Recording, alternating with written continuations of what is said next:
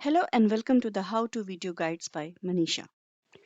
Hello all, I welcome you to this 3ds Max tutorials.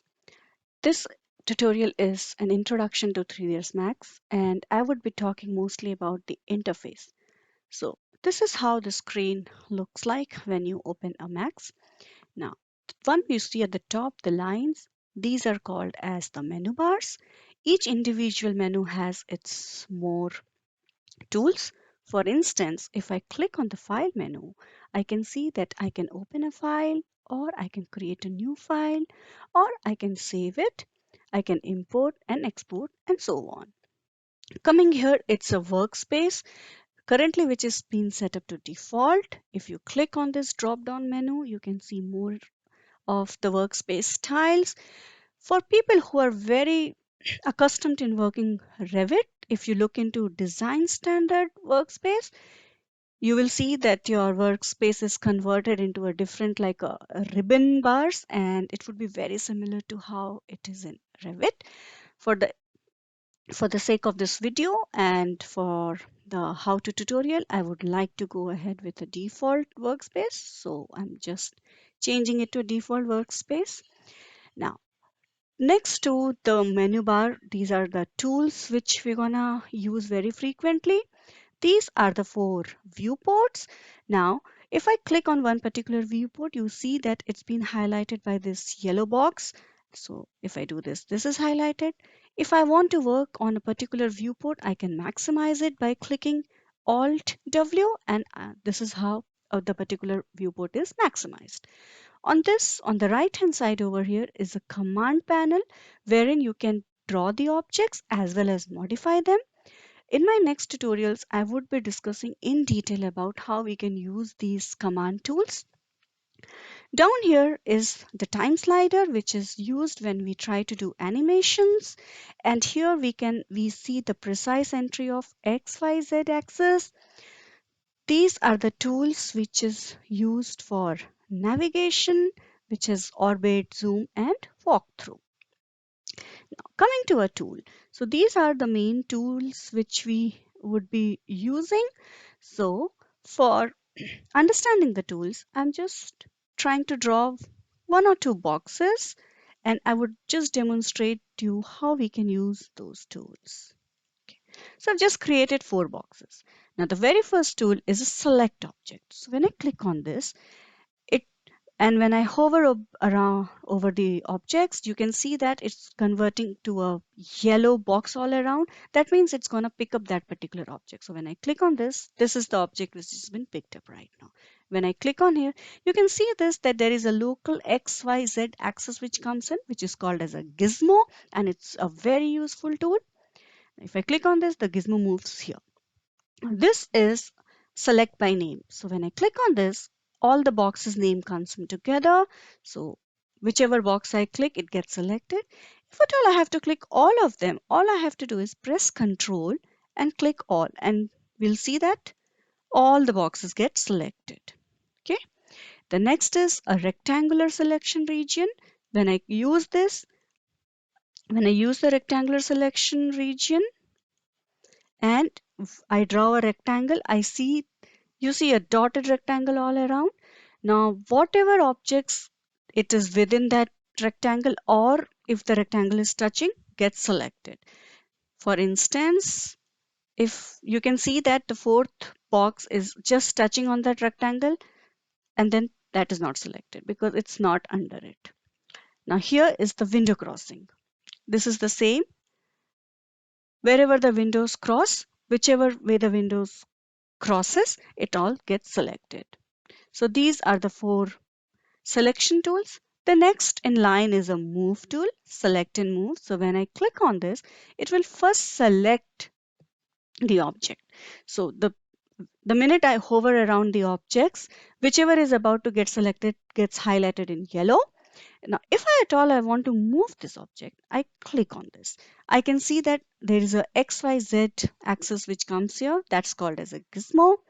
If I click on the x-axis, I'm able to move in the x direction only. Likewise, When I click on the y-axis, you will see that the y-axis is getting highlighted the minute my cursor is hovered over it, and then I can move it in the y direction. Likewise for the z direction. In the gizmo, you also see these small rectangles like which when I click on hover over those rectangles, the Z and the X axis is highlighted. Now, if I hold this and I try to move the object, I'm able to move it in X as well as in Y in the Z direction. Likewise, if I use this rectangle, which is for the Y and Z axis, I can move it in the Y and Z direction. So this is how Gizmo is a very strong tool, and it really helps us to determine the axis when we are using the move tool. And the second one is a select and rotate. Here, when I click on this, again, the first step would be to pick up an object. So for instance, I would like to pick up this box and I click on it. I can see that there is a gizmo and there are three lines around it. You see a red, a green, and a blue. So that denotes the axes.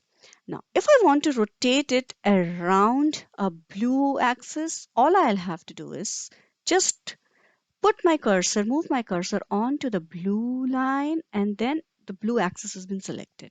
All I'll have to do is just turn around. Keeping the left mouse button pressed, I just have to rotate it to the angle I would like to. Now here, if you see a drop-down menu wherein it is talking about a view, now this is an overall view.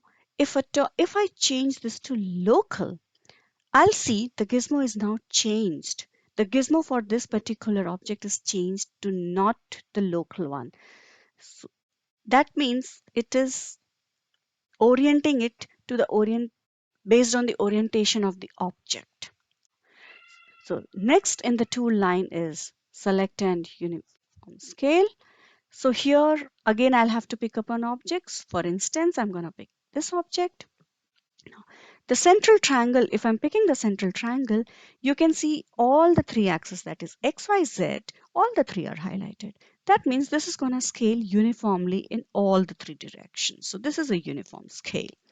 But if I click something over here, the outside part, which indicates that it is picked up the X and the Y axis, and if I scale, the Z is constant and X and the Y direction is only getting scaled up.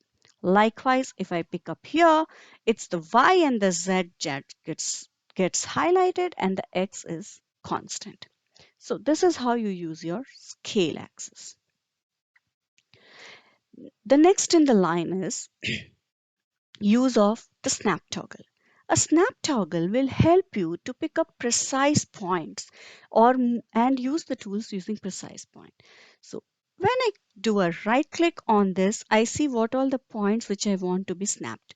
In this case, I have used the vertex, endpoint, midpoint, and perpendicular on, and then I'm using a 2.5 toggle.